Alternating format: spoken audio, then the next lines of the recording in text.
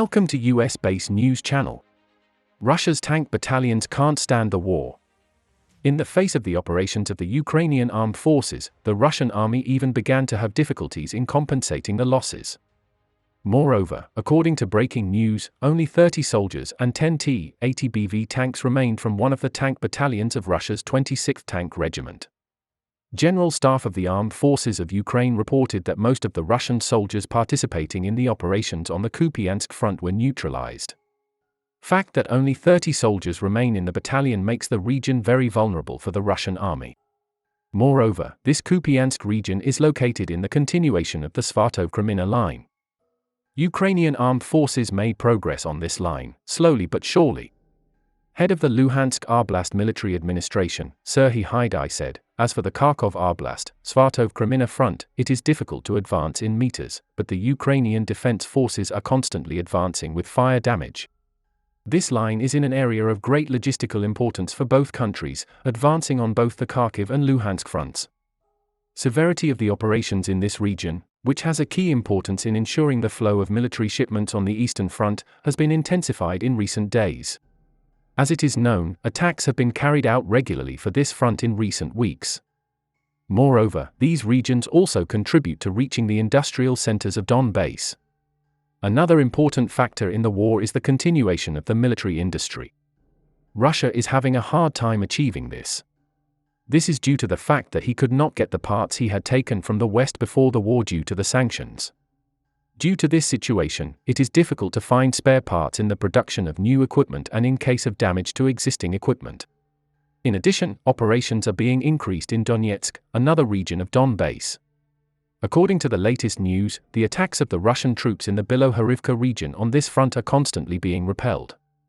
Ukrainian defense forces, on the other hand, continue to advance steadily. Since these fronts have critical importance in both the industrial and military fields, they carry the risk of increasing mutual attacks.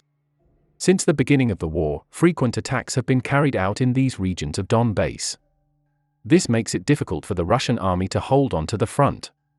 Moreover, as the logistics points that can be used by the Russian army in the region begin to decrease, serious problems in operational power and defense will begin to break out.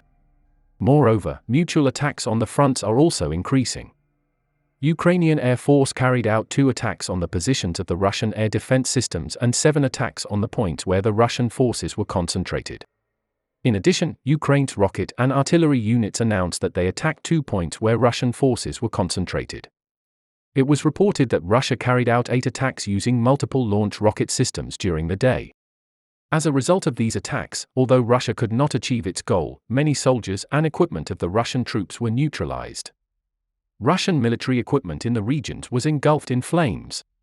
As the war continues, the losses of both countries come to more critical levels. Ukraine continues to report Russia's latest losses. General Staff of the Armed Forces of Ukraine reported the losses of Russian forces in just one day.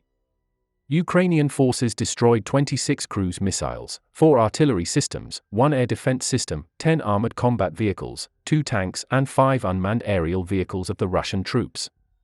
Destruction of these equipment and ammunition shows that the attacks carried out by Russia did not reach their goal. At the same time, it was announced that Ukraine neutralized 630 Russian soldiers in just one day, and the number of Russian soldiers neutralized since the beginning of the war was approximately more than 115,000. Continuation of the war is becoming more and more costly for Russia. Moreover, the losses in these ground and air operations cause Russia to face even greater defeats. For this, it is estimated that Russia will have to turn to naval operations. Russia, which carried out attacks with cruise missiles over the sea in times of difficulty, recently deployed the Kalibr cruise missile ship to the Black Sea for the first time this year.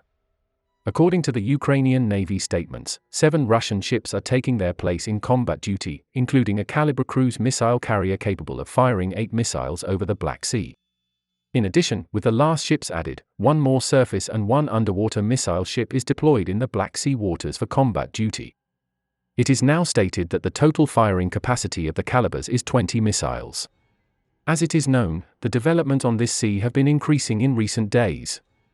At the same time, the strongest work of electronic warfare equipment was detected in the Black Sea. According to the statements, it was noted that this electronic heart equipment works very strongly in the east and south of the Black Sea.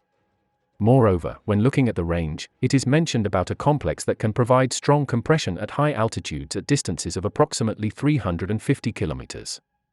This is a pretty big scope. Especially after the new year, it was stated that this noise increase occurred and the signal degradation situation was high. According to experts, the type of electronic warfare complex used to create strong electronic interference, which disrupts the operation of this GPS system and various electronic devices, is not yet known. However, thanks to such systems, possible operations and various attacks can be prevented before they can be implemented.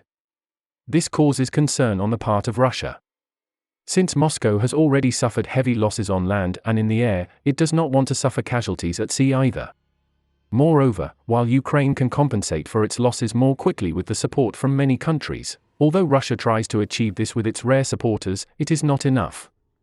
One of these few supporters is Belarus. Russia-Belarus bilateral cooperation continues. Russia and Belarus announced that they will hold aviation exercises together. Before the exercise, military equipment continues to arrive in Belarus. It was reported that the two countries will hold the exercise from January 16 to February 1. Various military equipment from Russia has been sent to Belarus for a while. According to the latest news from Belarus, it was reported that at least 8 warplanes and 4 cargo planes arrived at Belarus military airport in the last day. In the past days, military equipment used in many land operations was sent. Such military preparations, on the other hand, increase the tension between the countries.